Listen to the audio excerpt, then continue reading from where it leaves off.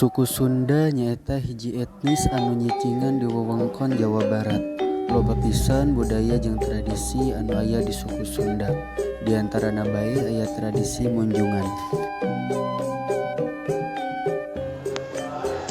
Munjungan nyaeta tradisi mere hadiah ka karabat deukeut anu dilakukeun ku panganten anyar. Ieu munjungan teh ilaharna dilakukeun poe kahiji saatos akad nikah. Di dinya panganten anyar mere hadiah tur aya nu maranganana.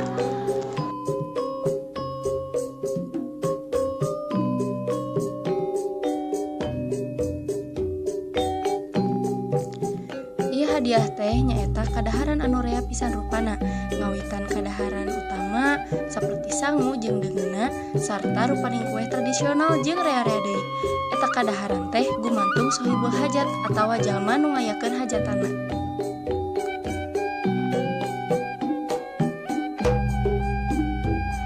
Biasana jalma anu pangeranan di anjangan teh nyaeta mitoha panganten. Alatan si panganten rek minta doa ti sasepuhna tanapi kolot-kolotna. Sanggeus ti mitoha panganten nuluykeun deui nganjang ka dulur-dulurna atawa karabat deketna siga uwa, bibi, mamang, aki, nini oge rea deui.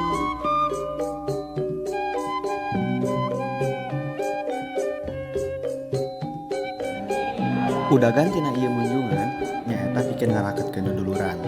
Iwal ti eta ilaharna masyarakat oge sok nyieun loba kadaharan. Tuluy dibagikeun ka karabat dekeutna sangkan henteu mubazir.